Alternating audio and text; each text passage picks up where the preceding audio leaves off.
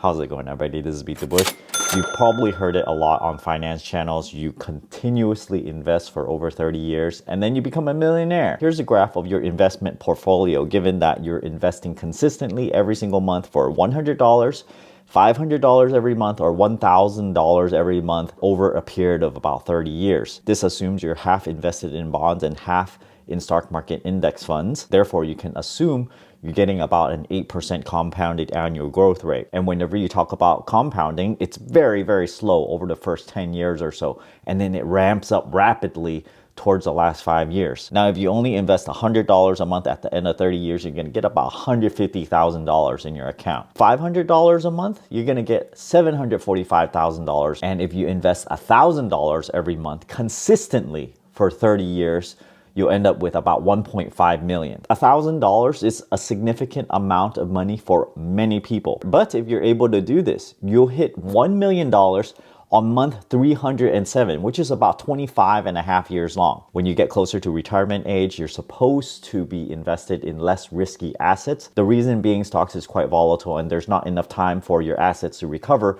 If it ever takes a dive, like in the dot-com bust, the housing crash or whatnot, it'll take more than a few years. So as you near retirement, you might want to be more invested in bonds over stocks, a higher allocation towards it. This video is brought to you by Moomoo, a commission-free trading app. You can get 5 free shares of stock just for signing up and depositing $100. If you deposit $1,000, you can get up to 15 free shares of stock. Right now, they have additional perks such as 1 free month of Bazinga Pro, free access to premium courses so you can learn more about trading. They also have paper trading that awards you for being a top trader, and you can get cash coupons up to $1,500. They are FINRA insured. Check out my referral link down in the video description below. Because of the long time frame it takes to reach $1 million, at some point I took a step back and thought, wow, this takes really, really long. Is there some faster way? Because putting in $1,000 every single month for consistently many years in a row, I don't have the patience for that, and I might not exist by the time I actually do retire. I'm not actually against this method of consistent investing, tried and true method. Put your money into stock market indexes. Just keep on going. Ride the long term. Time in the market is better than timing the market. But at some point, I just thought, it just takes a lifetime. And I'm not even saying not to do it even, because I personally am also invested in my 401k or retirement accounts. But I feel like there could be something else done in parallel to sort of hurry this up a little bit. Question for you guys is, do you really want to wait that long until you're 50 or 60 years old before you can actually start enjoying your money? Or here's the alternative. Do you want to work like heck from your 20s to 30s? And then maybe in your 30s or late 30s or something, you have enough money to already retire. It sounds great, right? Become a millionaire in your 30s. But it probably takes a great deal of effort as well. I used to work as an engineer, right? It's a pretty high income level, over 100K per year or so. It probably can get you somewhere between 1 and 3 million by the time you retire.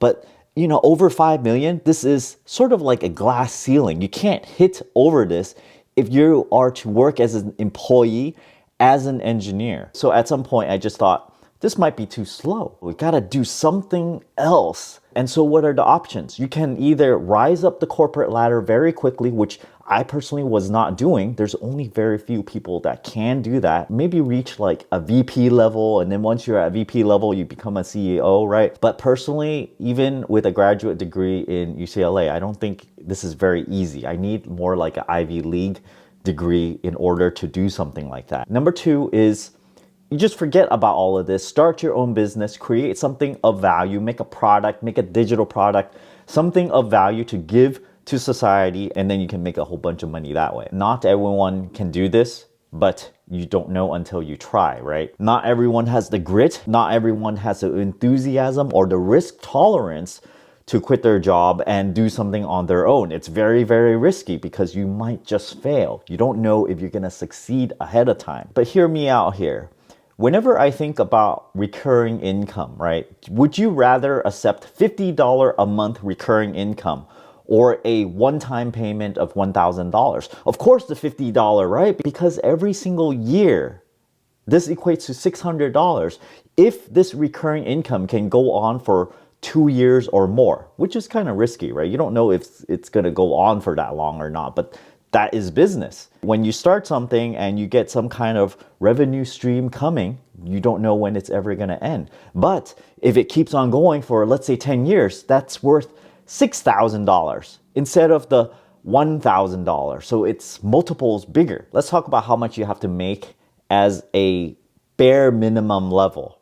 My burn rate's around $20,000 a year. And if you're going to save another $1,000 a month towards your retirement, you take care of your retirement still and do your entrepreneur thing, do some kind of business thing, make a product or whatnot. You only need $32,000 a year to survive. Maybe if you have kids, you might need to add in another $10,000. And then if you have a wife that is not working, maybe add yet another $10,000 per person. So this is what I think it's the bare minimum cost of living in the US or even California. This is pretty difficult in order to live this frugally. But let's say you're able to do that and you're able to make just the bare minimum for a few years and you are just getting by, but at least you own your own business. And let's say you keep on doing this and you're not making a profit for 3 years in a row.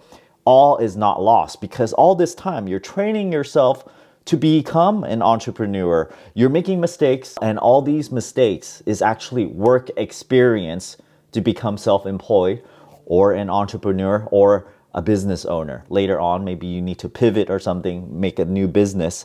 You're not starting from scratch. You're starting from a certain level of experience. Maybe you learn to do your self-employment tax. You realize what can be a business write-off, and all this experience factor into your future success. So what I'm saying here is, let's take a look at your goals here. Do you want to be a millionaire? These days, a real millionaire might be like a 3 millionaire, right? Because of inflation. So if you want to reach just slightly above this, there's almost no way to do it with a traditional job. If you want to be a millionaire, certainly I think investing is a tried and true way. It's quite certain that it will happen. But I do think it takes a little bit too long. And if you're a business owner instead, I think you can reach that. Possibly, there's a high risk there, but it could happen within 5 years or so if you work hard at it. So all of this is really comparing the path to wealth of about $3 million, right? This is a lifetime deal here. Is it going to take your lifetime to reach $3 million? Or you can try something that's a little bit more risky and possibly you can reach $3 million in a shorter time frame. All of this is just food for thought here. It's something I realize about investing whenever I see it go, oh, what? Another 5-8% a year. This is ridiculous, right? I want to make more money than that. Even if you have $100,000 in your investment account, it increases by 10%. Oh, $10,000 in 1 year? If you're running a business, you can probably make this amount easily within 1 year. Thanks for watching this video. Don't forget to give me a like and subscribe for more.